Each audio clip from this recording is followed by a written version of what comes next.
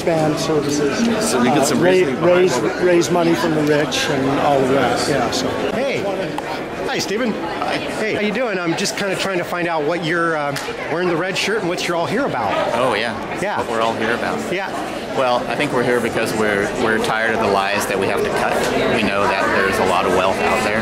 We know that corporations are turning record profits, and we know it's just a matter of having political will to go and shift some of that money from the folks that have been benefiting despite, they've been making huge profits despite the economic crash. And I'm a school counselor, so I work in public education. I work with kids. I work with, kids and their families that are struggling. And to me, I'm basically thinking it's enough of the lies about how there just isn't any money. That whole, sorry, we'd love to help you out, but there isn't any money. There actually is. So there is some money. There is money. So. And you have some ideas, and your groups have ideas on how they could disperse that a little better, right? Absolutely. And you're going to present it tonight here? Yes, there'll be some of us will be talking about alternatives. Good. Exciting. Yeah. How do we hear more about your group? Is there just tap into austerity? Solidarity against austerity. We've got a Facebook page, Solidarity Against Austerity, if you look that up. And and we'll be back. We're not just showing up tonight. We'll be back for the next hearing as well. Okay, thank you. Yeah. Well, I'm not sure if this is on the side.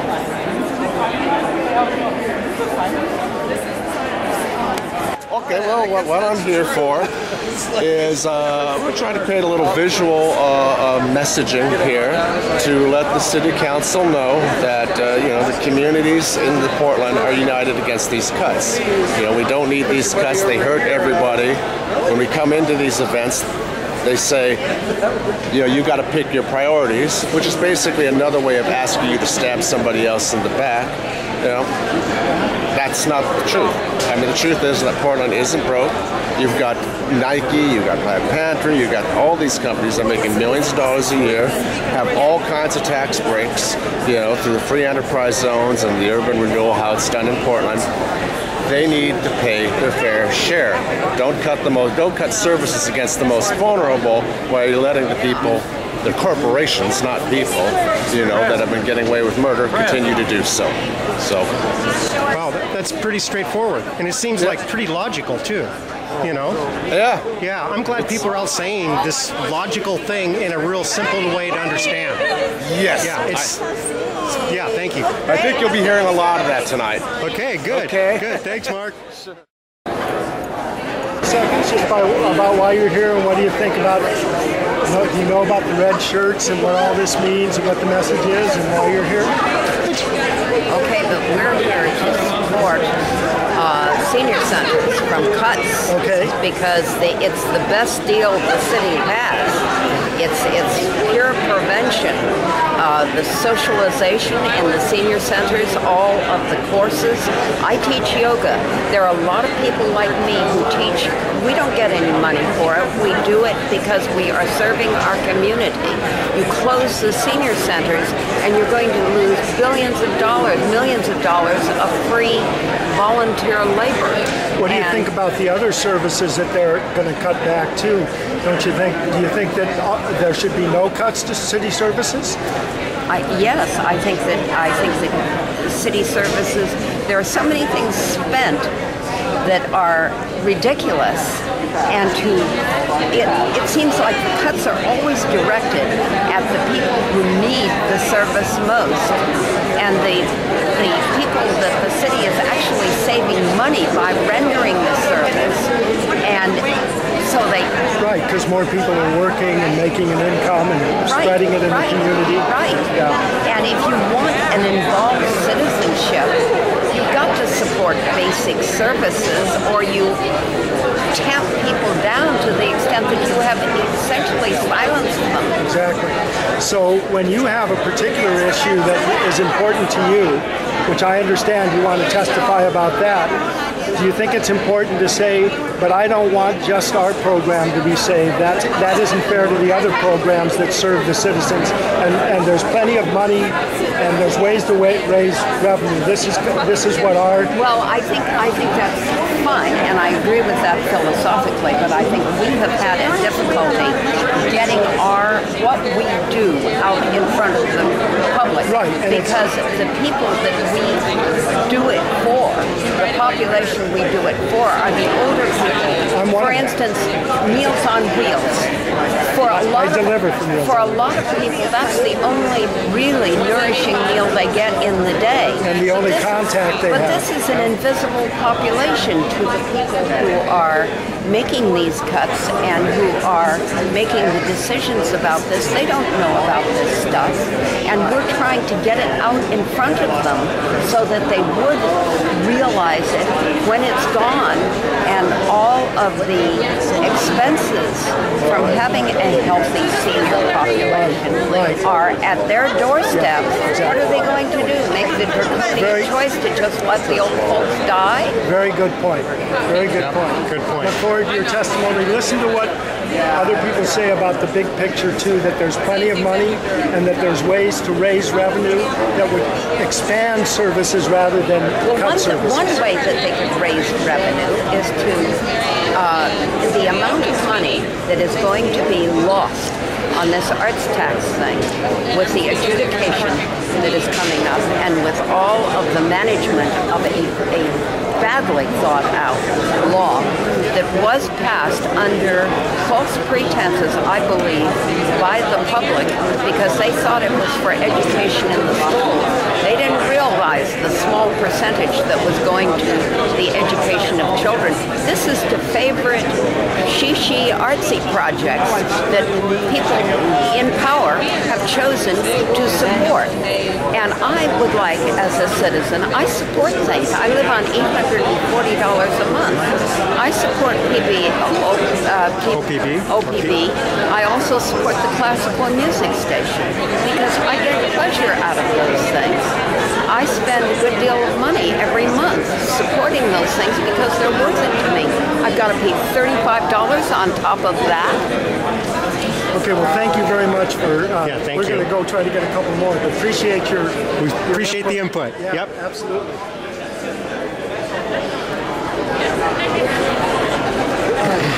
Do you mind doing like a 30-second or a minute interview to talk about why you're here and you know about what people in Red are saying about this? A little bit, yeah. Well, I'm involved with the Selwood Community Center, and they want to cut our budget. Here, we don't want to let you And get on it's the numbers part of it don't really add up because they're going to cut us by 60. They're only going to save $60,000 by cutting most of the programs at our community center. And this is a cookbook. It's a sample of one of the things that we friends have pulled together as a fundraiser, and we have managed to pull together $400,000 for support of the center, and we want to keep it open. It's a wonderful place. It's 103 years old, and it's very busy in our Selwood, Moreland area. Do you think that the city has plenty of money to cover all of these services if they spend it right? No, Do you know about the Internal Services Fund, for instance, that has $160 million in it, or $125 million in it? Really? And there's only a $25 million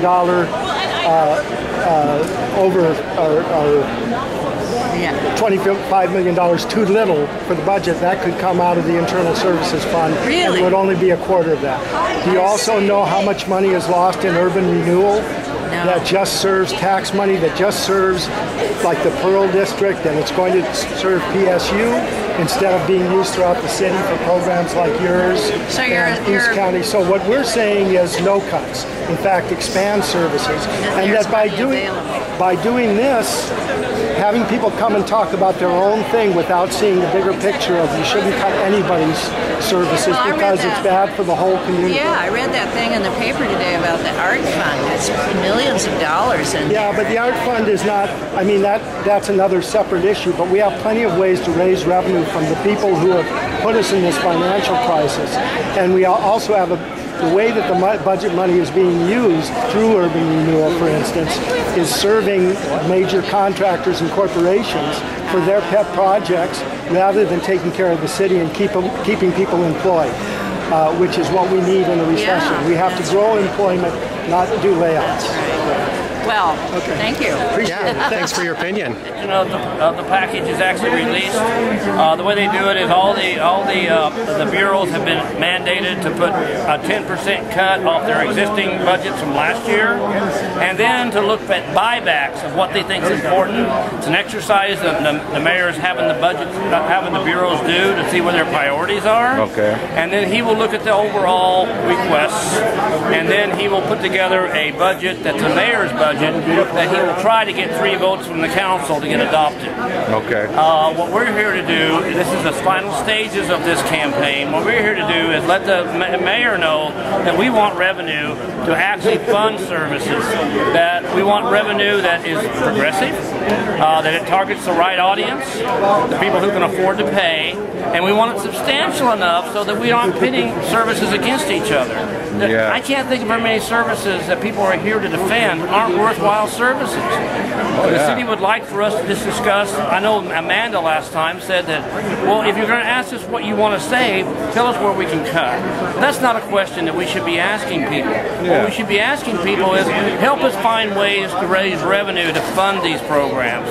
We can do that. You know, one thing that makes Portland unique is we haven't looked for local solutions for our local problems. Exactly. We haven't looked for a street maintenance fee to help pay for our streets.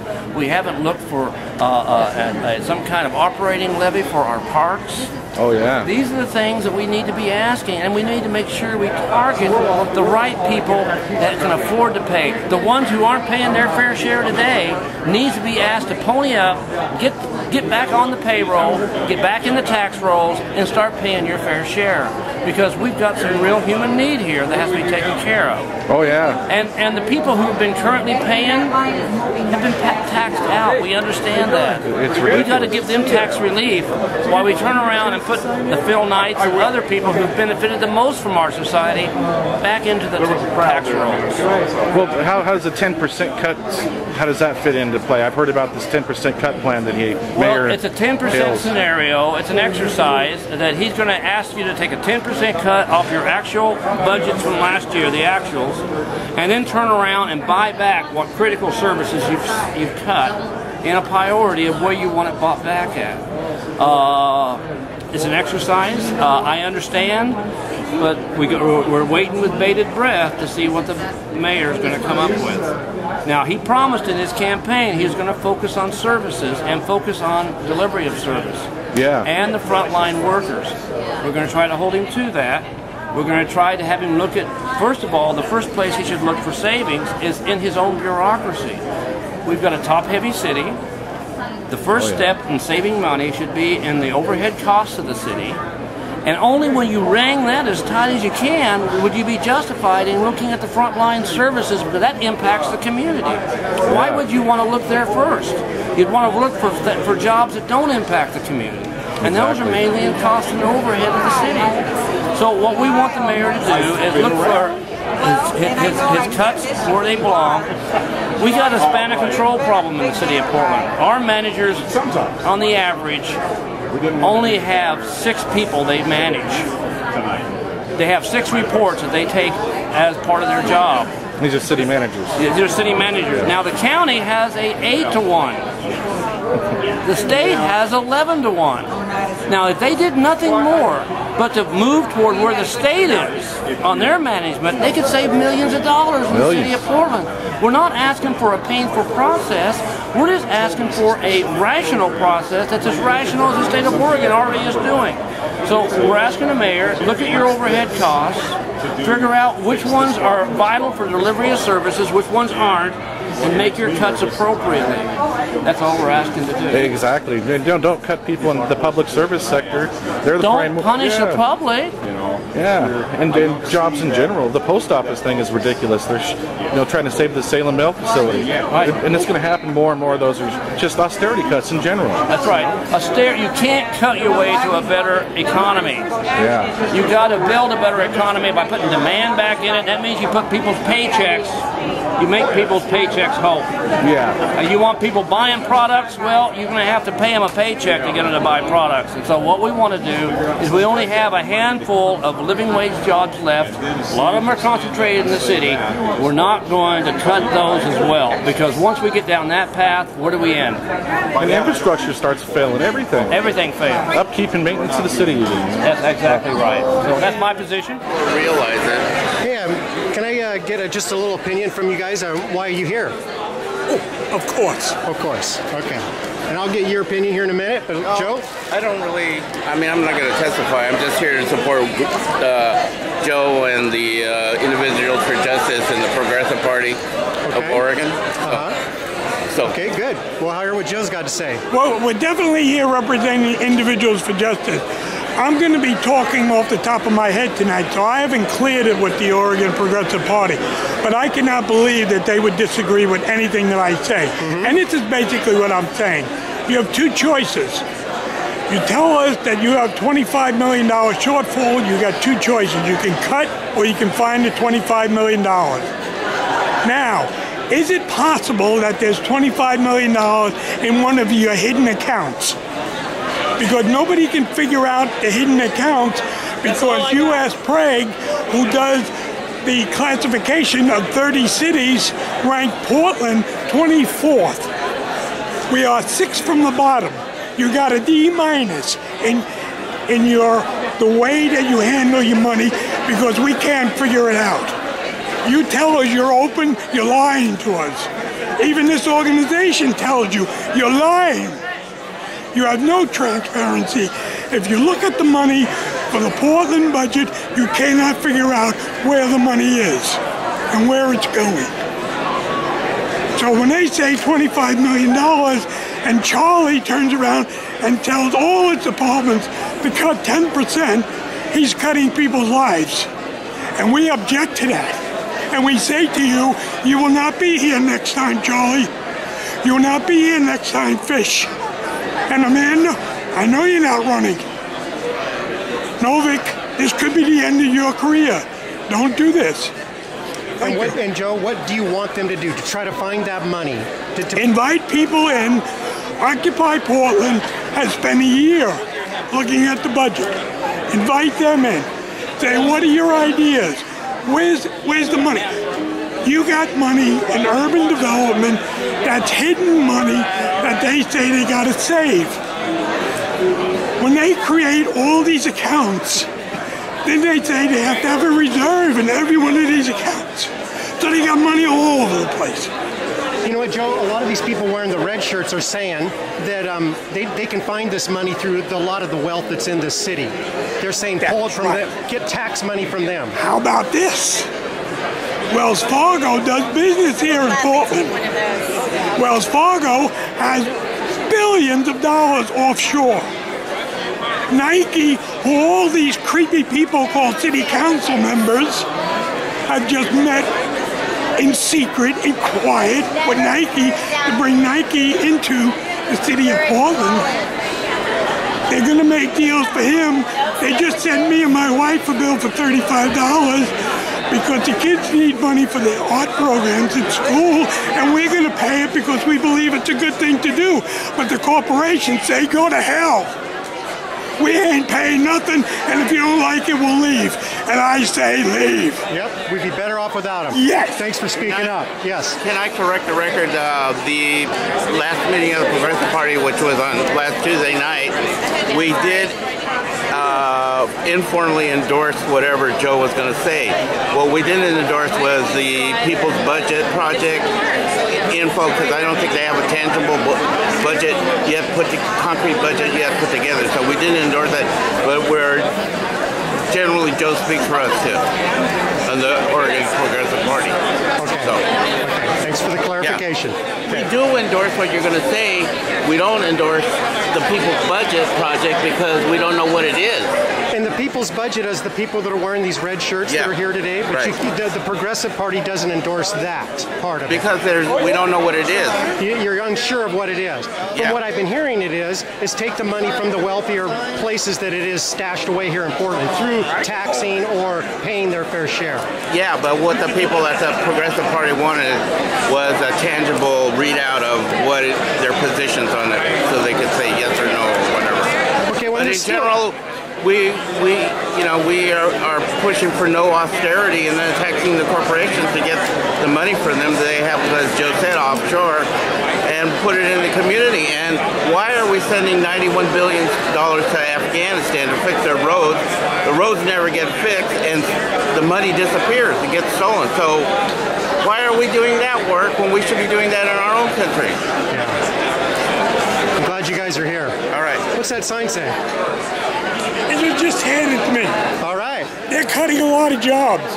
And the Portland City Council and Portland Community College is worried. We have people here from the city that are worried about their jobs. We have Jobs with Justice here worried about their jobs. This is stupidity at its height. This is stupidity at its height. And these people need to get a grip. Okay. Well, this place is packed, Joe. Yes. Yeah. And Okay. I'm really glad, because if you look around, these people are not only here, they're pissed. They're not happy. Well, I hope our council does the right thing. Yeah. Yep. Otherwise, we'll have another council.